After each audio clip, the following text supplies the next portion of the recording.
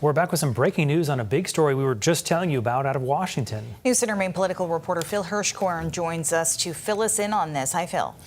Hey there, Amanda and Brian. Here's the news. Senator Susan Collins will vote no against President Trump's nomination of Todd Blanche to become Attorney General of the United States. Collins telling me she opposes the Blanche nomination for several reasons.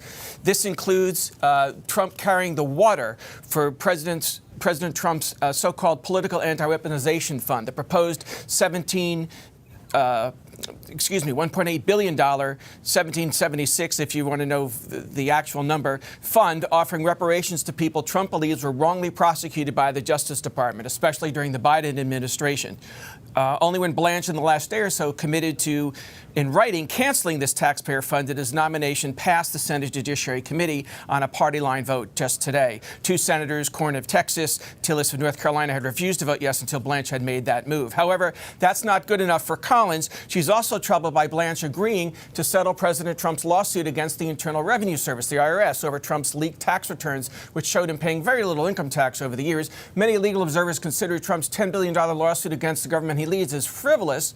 Nevertheless, Blanche agreed to settle it by granting Trump and his family immunity to any future IRS audits. Collins has also taken note of a letter signed by 1,200 former Justice Department officials complaining that Blanche's guiding star is fealty to the president, not the Constitution, such as through vindictive prosecutions and investigations of the president's foes, for example, former FBI Director Jim Comey. She also notes in her statement to me that under his leadership, the department attempted to indict Senators Mark Kelly and Alyssa Slotkin for their constitutionally protected free speech. Remember, they said that people in the military did not have to follow illegal orders, and that drew the wrath of the president and the defense secretary, Pete Hegseth. Finally, Collins is also troubled by reports amplified in Politico just yesterday that Blanche has reassured conservative religious leaders that he's committed to a rollback of abortion rights, saying on a recent conference call hosted by the White House Faith Office that the Justice Department is working hand in hand with federal health agencies in the White House so that the Dobbs decision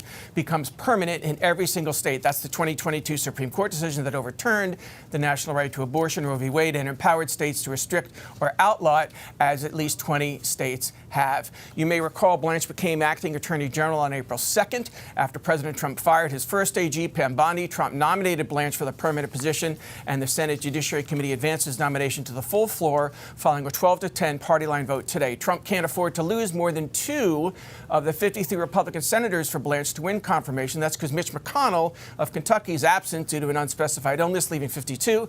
And before this news, Collins was one of 3 Republican senators who had not announced for votes. The other 2 who still haven't are Lisa Murkowski of Alaska and Bill Cassidy of Louisiana. So again, Susan Collins will vote no. She's the first Republican senator to say so on the nomination of Todd Blanche to become Attorney General of the U.S. She says, while I believe Mr. Blanche is a capable lawyer, the Department of Justice has become increasingly politico. In the newsroom, Phil Hirschkorn for News Center Maine.